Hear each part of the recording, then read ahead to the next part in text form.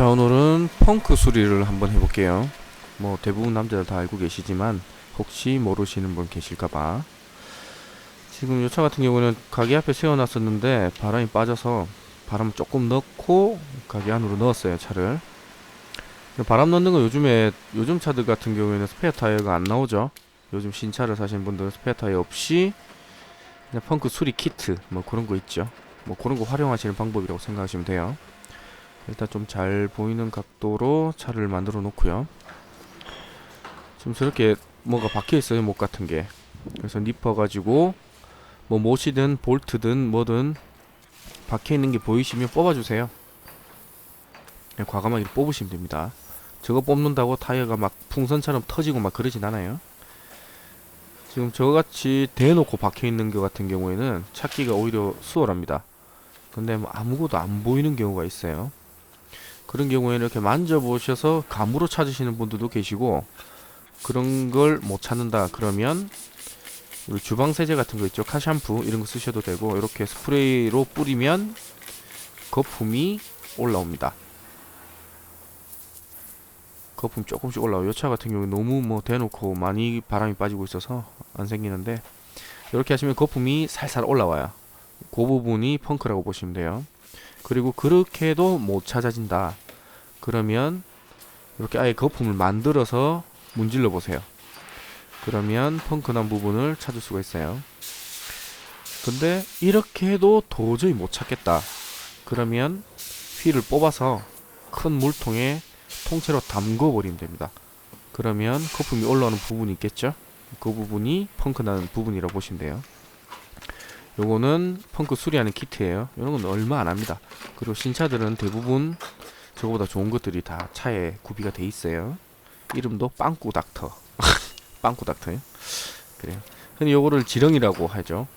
그리고 두 가지가 있는데, 요거는 약간 그 핏살 무늬처럼 그 홈 같은 게 있어요. 그리고 요거는 우리 바늘 귀처럼 저렇게 아까 제가 손에 들고 있는 지렁이를 끼우는 그런 부분입니다. 일단 어떻게 하는지 보여드릴게요. 요거 같은 경우에는 뭐 한 번에 저걸 다 쓰는 게 아니라 하나만 쓰시면 돼요. 하나만 쓰시면 되고, 그리고 뭐 이런 방법 모르셔도 요즘 보험 다 들어 놓으셨으니까 보험회사 부르시면 돼요. 보험회사 부르시면 딱 이렇게 합니다. 그래서 정비소에서 다 이렇게 하고요. 아니면 저거를 공구에 연결해서 하는 경우도 있는데 그렇게 하면 좀 편하죠.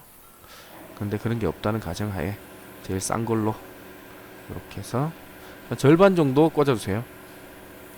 절반 정도 위아래 접었을 때 딱 절반 정도 되게. 그렇다고 막 너무 절반에 막 이렇게 신경 써가지고 1mm도 안 틀리겠다 그렇게 하실 필요 없어요. 대충 하시면 돼요. 대충 절반 정도만 하시면 돼요. 그리고 요거를 펑크 난 부분에 넣어서 구멍을 넓힐 겁니다. 이건 좀 힘이 좀 들어가요. 지금 제가 힘준다고 카메라 앵글을 다 가려버렸네요.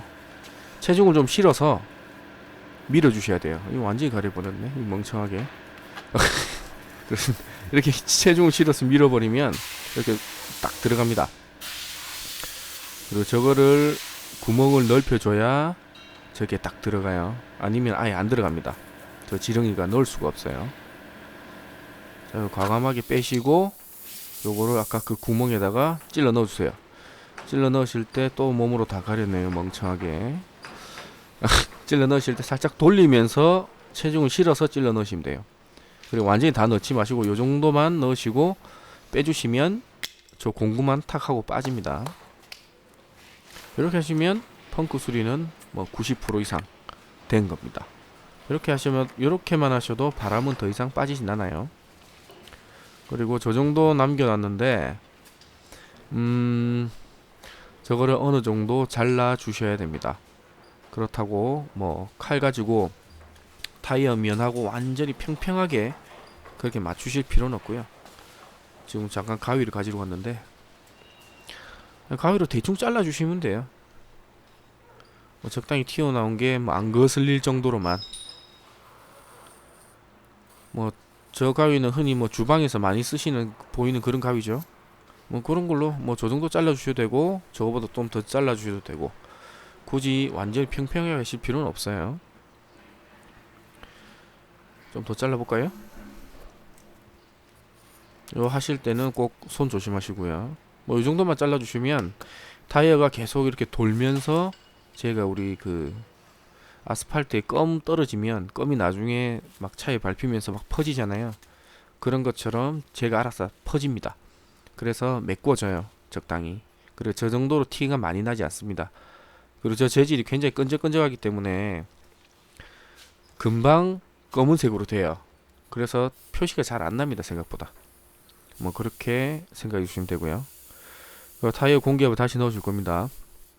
타이어 공기압은 자동차 대부분 운전석 문을 여시면 차대 번호하고 뭐 그런 것들 있죠. 도장 코드도 있고 거기 보시면 타이어 공기압이 표시가 되어 있습니다. 그거 참고해서 넣으시면 되고요. 뭐 여름에는 공기압을 좀 빼야 된다. 뭐 겨울에는 공기압 뭐 더 넣어야 된다. 뭐 그런 말들이 많은데 그냥 그런 거 신경 쓰지 마시고 적정 공기압을 넣으셔도 되고 뭐 한 달에 한 번씩 뭐 매달 공기압을 체크하실 수 있는 상황이 되시면 적정 공기압을 넣으시면 되고요. 그런 상황이 안 된다. 혹은 아우 귀찮아. 귀찮아. 뭘 하겠어. 그러면은 한 10%, 5%에서 10%그 정도 더 넣어주세요. 지금 요 차 같은 경우에는 공기압이 32 psi로 나와 있는데 한 35 정도 넣었어요. 뭐 요 정도 넣으시는 게 그냥 편합니다. 여름이든 겨울이든 적정 공기압보다 조금 더 넣으시는 게 좋아요. 물론 뭐 계속 관리를 하실 거면 적정 공기압만 넣으시면 되고요. 뭐 이렇게 하시면 타이어 펑크 수리는 끝입니다. 간단하지만 뭐 대부분 보험을 다 들고 계셔서 긴급 출동 부르시면 돼요. 그런데 막 예를 들어서 막 산골짜기 막 있는데 급한데 빨리 가야 되는데 긴급 출동 기다리기 그렇다. 그러면 이런 식으로 하시는 것도 좋은 방법이에요. 자, 오늘 간단하게 여기까지 할게요. 고맙습니다.